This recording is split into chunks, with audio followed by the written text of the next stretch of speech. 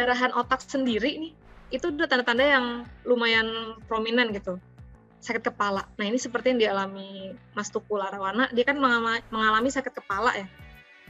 Nah, kenapa sih kok bisa sakit kepala kalau perdarahan di dalam otak? Jadi gini, kalau ada perdarahan, terjadi pembuluh darah, maka mau nggak mau jumlah darah dalam otak itu kan meningkat. Karena ada pembuluh darah yang masuk, ada pembuluh darah yang pecah sehingga darahnya masuk ke dalam otak gitu kan, mengisi jaringan otak. Nah, otak sendiri kan berada di dalam lingkup tulang tengkorak ya, atau tulang kranial, atau tulang kepala.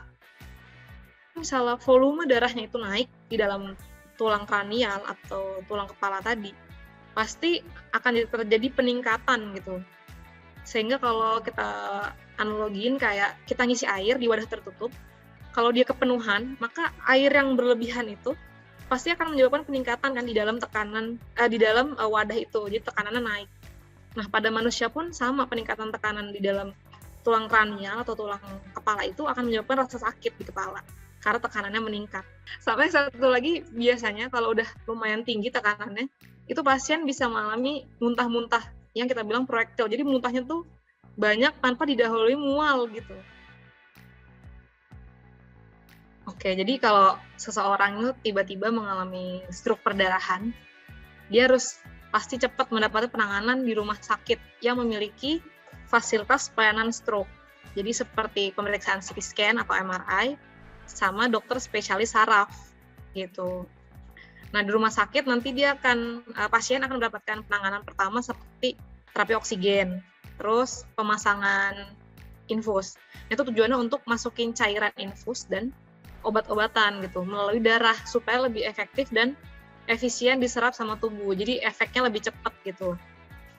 Dan kalau misalnya pasiennya koma gitu ya atau kurang kesadaran, itu mungkin harus dipasang alat bantu napas karena kalau pasien yang mengalami kurang kesadaran itu dapat sewaktu-waktu mengalami depresi napas. Sehingga kita harus pastiin begitu dia depresi, kita udah depresi napas ya maksudnya, itu udah siap, oksigennya udah dapat tersalurkan lewat alat bantu napas. Nah, kemudian tuh setelah itu udah cukup aman pasiennya, nanti dia akan diperiksa CT scan kepala atau MRI ya, untuk memastikan penyebab stroke-nya apa yang pertama. Apakah dia sumbatan atau perdarahan di pembuluh darah otak gitu. Sama yang kedua untuk menentukan luas kerusakan otak yang terjadi akibat stroke-nya itu seberapa parah gitu.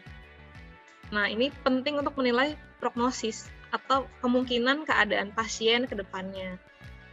Nanti kalau misalnya udah ada tuh hasilnya semua, hasil darah, hasil CT scan atau MRI, nanti dokter IGD-nya akan menghubungi dokter spesialis saraf agar pasiennya mendapatkan penanganan lebih lanjut.